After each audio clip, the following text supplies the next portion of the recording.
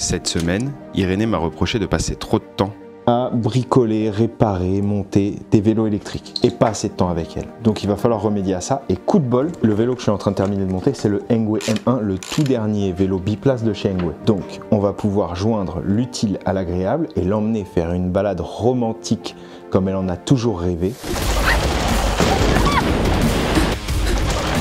Et par la même occasion, tester et vous présenter ce vélo. Je finis de le monter et c'est parti.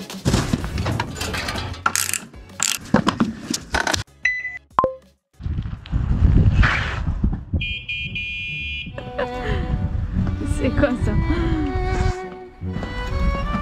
Je dois monter là? Si, allez. Idiot. Attends. Ça va, t'es bien installé? Je vais commencer par te présenter un peu la bête sur laquelle on est installé. Ici, on a un vélo équipé d'un moteur 250 watts nominal. Ça ne correspond pas à la puissance maximum. On a vu le contrôleur à l'intérieur, donc c'est un moteur qui peut encaisser jusqu'à quasiment 1000 watts en crête. Une petite information technique que tu trouveras nulle part ailleurs. J'ai profité que la selle ne soit pas installée pour te montrer le compartiment du contrôleur. Le contrôleur, c'est le cerveau du vélo. Là, on est en présence d'un contrôleur 48 volts 20 ampères max qui a donc la capacité d'envoyer jusqu'à 960 watts dans le moteur. 65 Nm de couple, donc pour l'instant il fait le taf, on sent que ça répond bien et qu'il y a de la puissance. Le vélo est équipé d'une batterie 48 volts 15,6 ampères. Donc Engwe prétend que le vélo est équipé d'un cadre en alliage d'aluminium, donc on va leur faire confiance, c'est un alliage d'aluminium, mais croyez-moi bien qu'il n'y a pas que de l'aluminium là-dedans, puisque déjà on peut coller un aimant dessus, donc il y a du fer. C'est un aluminium bas de gamme, c'est un vélo qui pèse entre 40 et 50 kg selon comment il est équipé. Qui fait quand même pour un vélo quelque chose de très lourd. C'est un Fatbike qui est donc équipé de pneus en 20 par 4. Sur ce modèle-ci, Engwe a opté pour des pneus Ville, des pneus lisses, freins à disque hydraulique. Petit accessoire qui a été ajouté sur ce vélo qui est très sympa, c'est donc le clignotant et le klaxon. Phare avant connecté à la batterie. Ça paraît bête comme ça, mais quand on est en ville, qu'il y a du monde, c'est bien de se faire bien voir à l'arrière et de se faire surtout entendre. Je vous ai fait le tour de la partie technique du vélo. Maintenant, on va partir s'amuser et surtout, on va partir se détendre pour que je me fasse un petit peu pardonner toutes les heures à parler de vélo électrique. Je vais emmener Irénée faire un petit tour bucolique dans les bois. On va passer par là? Si, ouais, on va passer par là. Ouais. Pourquoi c'est... C'était une balade romantique.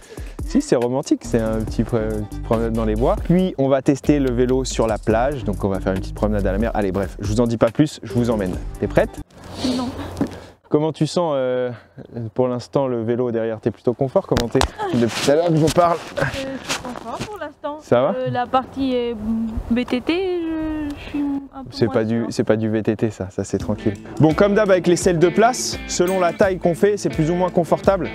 Donc, comme elle est assez grande, ce sera toujours confortable quand on est tout seul, puisqu'on pourra choisir sa place, son positionnement sur la selle selon la longueur de nos jambes et de nos bras.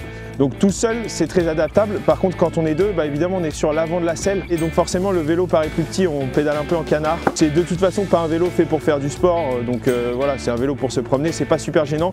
Mais c'est vrai que si t'es très grand, à deux, tu peux un peu avoir les genoux dans le guidon, pour ceux qui sont très grands. Sur la terre, là, on est dans la terre et dans les racines. Et franchement, je trouve que la fourche et la suspension font bien le taf. Je suis assez surpris d'ailleurs. La suspension avant et arrière sont des ressorts simplement qui ne sont pas réglables. C'est pas génial comme matos, mais étonnamment, ça fait plutôt bien le taf. Sur les racines, la fourche absorbe plutôt bien les chocs et n'a pas trop tendance à rebondir. Vous voyez, tac tac, ça absorbe plutôt bien. Et l'amortisseur arrière est confortable à deux. Je pense qu'il doit être un peu rigide si on est tout seul. Un amortisseur réglable à l'arrière serait pas de trop. Alors on a une petite côte, le moteur est pas surpuissant à deux, mais bon là on a un ensemble quand même, on a pesé, je vous donnerai pas le détail des poids de chacun des éléments entre le vélo, le pilote et la personne derrière. Je pense qu'on doit être entre 160 et 180 kg l'ensemble, donc le moteur fait quand même le taf, quand il y a des côtes, des petites racines et tout, ça marche bien. Mais bon, c'est pas non plus surpuissant, on va pas s'envoler quoi. Miamol, ça met pas des coups d'accélérateur, l'accélération elle est vraiment progressive. Donc c'est pas un vélo ultra sportif, ultra puissant, mais il y a assez de puissance pour transporter deux personnes, quoi. Allez, on arrive à la plage. Cette petite balade va te faire me pardonner toutes mes erreurs du passé, Miamol. Qu'est-ce que t'en penses? Non, c'est pas sûr. J'aime pas trop la plage à vélo. On va voir ce que ça donne, parce que c'est vrai qu'avec le poids déjà, Première sensation avec le poids, c'est moyen. Fais gaffe, hein. Je fais gaffe. Oh, Dieu, Dieu, Dieu. Oh, Dieu, Dieu, Dieu, Dieu. Oh, mi amor, mi amor, mi amor. Ok. Ouh. Ça dérape un peu, alors c'est vrai que c'est tellement lourd comme vélo. Si vous allez dans le sable, faut pas trop freiner de l'avant les gars. Ok, c'est parti. Ok. Bon, là il y a un peu de cailloux pour l'instant.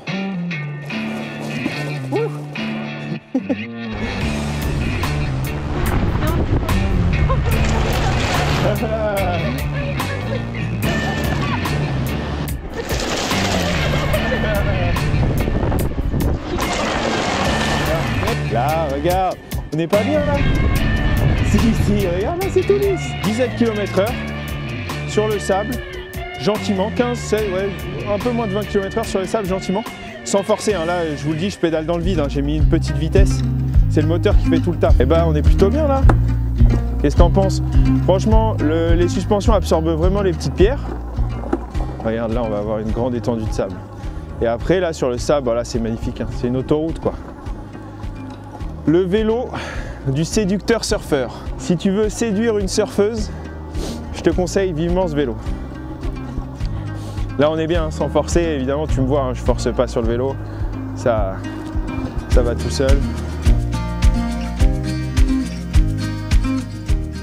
Bon, avant de vous montrer si j'ai réussi à reconquérir le cœur d'Irénée grâce au vélo, je vais vous donner un peu mon ressenti général sur le vélo. Ça fait maintenant quelques semaines que je roule avec, je lui ai mis pas mal de kilomètres dans des conditions difficiles sans le ménager. Mais avant de vous dire ce que j'ai aimé, ce que j'ai moins aimé, on va faire un point sur quelque chose qui est vraiment important autour des versions et le lien avec la réglementation. Au moment de la sortie du vélo, ça a été un cafouillage total au niveau de la communication chez Engwe. Ça a été quasiment le Engwe Gate, il y a eu un gros drama autour des versions et de l'homologation. Maintenant c'est plutôt clair, même si sur leur site ça l'est pas, mais moi je vais t'expliquer ça clairement, donc tu vas comprendre. Il y a deux versions, une version européenne et une version internationale. La version européenne, c'est en fait la version qui est destinée aux Pays-Bas, puisque les Pays-Bas sont en train de durcir drastiquement la règle autour des fat bikes. Engwe, pour s'adapter, a sorti une version adaptée aux Pays-Bas, sans gâchette d'accélération et limitée à 25 km/h, mais impossible à débrider. Une autre version qui est disponible, qu'ils ont appelée la version internationale. Mais en fait, c'est pas du tout international, c'est aussi pour l'Europe, mais seulement pour le reste de l'Europe. Donc pour nous, la version internationale est parfaitement homologuée en Europe, puisqu'elle a une gâchette d'accélération qui est limitée à 6 km/h et le vélo est également bridé à 25, seulement il est possible, en suivant une manipulation un petit peu compliquée, de le débrider. Aujourd'hui, le vélo m'a été envoyé généreusement par Geekbuying. Ça me permet de vous parler totalement librement du vélo. Geekbuying n'a aucun intérêt à ce que je dise du bien, du mal du vélo. Eux proposent tous les vélos du marché au meilleur prix. C'est un genre de Cdiscount chinois, Geekbuying. Donc ça vous permet de comparer toutes les marques et d'avoir toujours le vélo au meilleur prix. Donc vous avez le lien en description pour ce vélo-ci chez Geekbuying, mais n'hésitez pas à aller voir tout ce qu'ils proposent. Ils ont tous les vélos du marché. Donc merci à eux pour pouvoir me permettre de tester ce vélo tout en restant parfaitement objectif. Et donc Geekbuying propose donc ce vélo dans les deux versions en fonction de où vous le commandez. Donc si vous le commandez de France, vous aurez la version dite internationale qui en fait est une version homologuée européenne hors Pays-Bas. Donc c'est d'après moi la meilleure version parce que tous ceux qui ont acheté la version qui n'était pas débridable, bah maintenant ils sont en galère, tout le monde veut le débrider. Ce genre de vélo, la majorité des gens aiment bien le rouler débridé de temps en temps quand ils sont en tout terrain. Allez Magnus, on y va doucement. Bon allez, on est parti pour les qualités et les défauts du Engwe. Tu l'as entendu tout au long de la vidéo, son gros point négatif, c'est son poids. Le poids est la conséquence de la conception globale de ce vélo, qui clairement n'est pas un vélo de conception haut de gamme. La fourche doubletée comme ça, pareil, bourrée d'acier, qui pèse 1 tonne. Les roues à bâton, tous les périphériques, le pédalier en acier, ce genre de choses.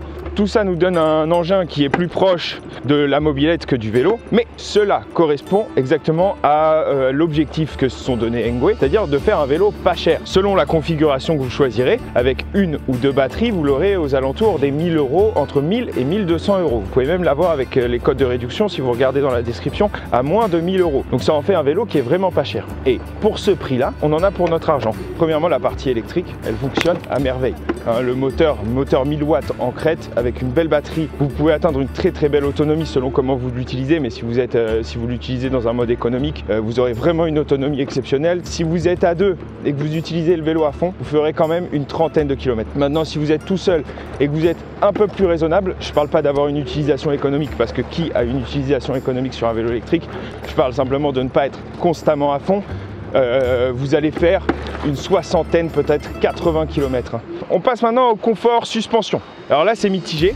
Premièrement, la fourche, c'est une simple fourche à ressort, c'est la fourche double T qu'on retrouve sur tous les petits fat bike mobylettes chinois. Franchement, elle est un peu bruyante, mais par contre, elle fait le taf. En revanche, l'amortisseur arrière, non. Comme c'est un vélo qui est censé pouvoir accepter jusqu'à 120 kg, ils ont été obligés de mettre un ressort qui était vraiment dur. Dur. Donc, à deux, c'est bien. Et encore, ça dépend où on est parce que ça rebondit plus que ça n'amortit. Et quand on est tout seul, c'est quasiment comme s'il n'y avait pas de suspension. Donc à l'arrière, ça mériterait d'être amélioré. L'avantage de ce vélo, comme le M20 qu'on avait déjà testé, comme la plupart de ces petits fat bikes chinois, c'est qu'ils peuvent être facilement upgradés. On peut facilement remplacer la suspension, l'amortisseur arrière et gagner en confort pour pas très cher. Donc ma conclusion, elle est simple. Ce vélo, c'est pas le vélo du siècle, c'est pas le meilleur vélo qu'on puisse acheter, loin de là.